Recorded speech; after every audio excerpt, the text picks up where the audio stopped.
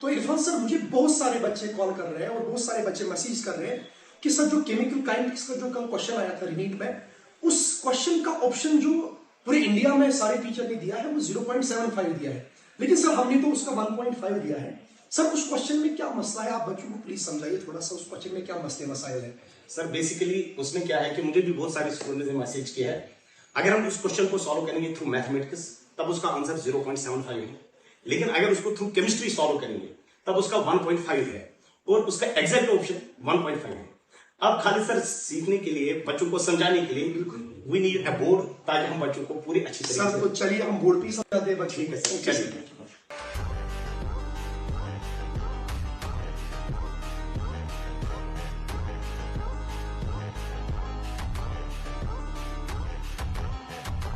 तो चलिए इरफान सर बच्चों को सिखाते हैं ये क्वेश्चन जिसका 1.5 हमने ऑप्शन रखा है और बाकी सारे ने सब इसका 0.75 रखा है।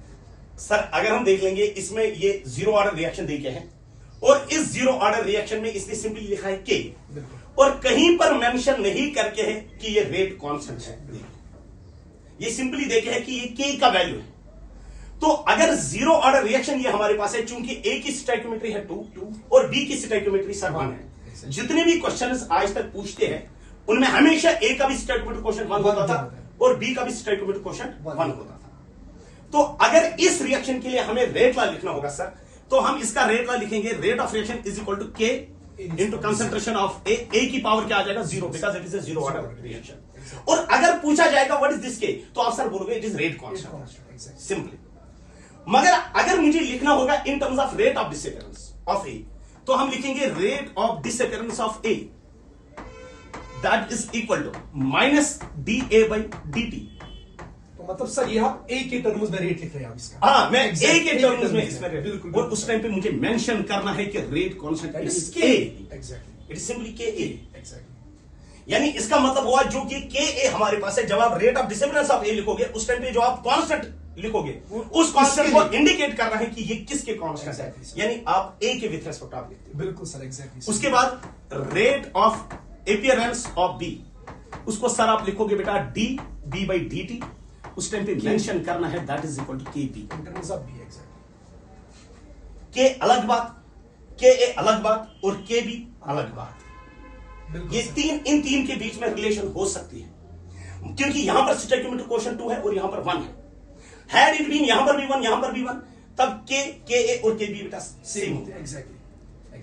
असल में मसला यहां पर है सर कि ये जो के हमारे पास है, क्या ये के है, क्या ये के ए है, या क्या ये के बी है? एग्जैक्टली, वो के है तो that means in terms of के ए हो गए, वो के ए है। इसका मतलब हुआ जो के यहां पर देखे हैं सर, वो के एक्चुअली के ए देखे हैं, एग्जैक्टली।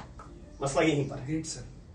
और यही के ए 2 के है, दिस के इज एक्चुअली 2 के, यानी 2 के का वैल्यू यहां पर जो ये के लिखे है इट इज एक्चुअली के, क्योंकि वहां से बोलता है कि के अप्लाई कर लो ए के ऊपर। तो सर प्रॉब्लम यहीं पर है कि के ए एक्चुअली 2 के है, और जो इक्वेशन हमारे पास है दैट इज के ए इंटू टी, क्योंकि आप ए के ऊपर अप्लाई करते हो sir, is equal to A naught minus A t. This equation is applicable to any stoichiometry for zero order reaction. हाँ, rate constant depends on stoichiometry, k A के B ये stoichiometry question पे depend करता है, exactly sir. But ये equation जो हमारे पास है it is valid for any stoichiometry. तो अगर सर के ए का वैल्यू वहां से देखे हैं कितना है 1 है, और टी निकाला है, ए नॉट का वैल्यू 2 देखे हैं minus A T, A not का मतलब होता है इनिशियल कंसंट्रेशन और ए टी का मतलब होता है सर कंसंट्रेशन कितना बचा, 25%। 25% का मतलब हुआ 1/4, मगर 1/4 किसका 2 का, exactly, that is 1/4 of 2, that is 2 1 2 2, that is 2 minus 1/2, 2 minus 0.5, यानी T will comes out to be 1.5, जो हमने सर इसका ऑप्शन दिया था 1.5। सो ये ऑप्शन था, तो बिल्कुल इरफान सर ने लॉजिकली आई थिंक इसमें तो कोई डाउट की कोई गुंजाइश ही नहीं है, बिल्कुल सर ने कॉन्सेप्चुअली इस क्वेश्चन को सॉल्व किया और आंसर इसमें टी इज 1.5 मिनट्स आता है। तो इरफान सर फिर बहुत सारे ऐसे कि मैं क्यों 0.75 लिखा, तो एरर कहां पे हो सकता है? एरर बेसिकली वो इस के को के मानते हैं, के भी को ही के मानते हैं। Exactly sir. असल में के अलग बात है, के ए अलग बात है और के भी अलग बात, जब भी आप रेट को लिखोगे इन terms of rate constant, Sidhi he Mention, rate। exactly. अगर आप रेट ऑफ डिसअपियरेंस और रेट ऑफ अपियरेंसेस, तब उस टाइम पे मेंशन करना है कि किस स्पीशीज पे आप अप्लाई कर रहे हैं। Exactly sir. अगर फर्दर किसी स्टूडेंट को अभी भी बहुत सारे टीचर्स देखेंगे या बहुत सारे स्टूडेंट्स देखेंगे, Exactly. फिर उसके बाद खामखा अपनी जगह कोई लॉजिक देंगे इस चीज को एक्सप्लेन करने के लिए कि ये इस तरीके से, उनके लिए एक रेफरेंस है, एक बुक आती है केमिकल काइनेटिक्स की सर, जो आपने भी ऑलरेडी पढ़ी है, दैट इज famous book है। Letter book. उस पे जो भी चेक करेगा उस पे एक टेबल देके हैं और उस टेबल को चेक कर लेना, पेज नंबर 22 पे है, पेज नंबर 22 सारी इंफॉर्मेशन, तो वहां पर आपको सारी इंफॉर्मेशन मिलेगी।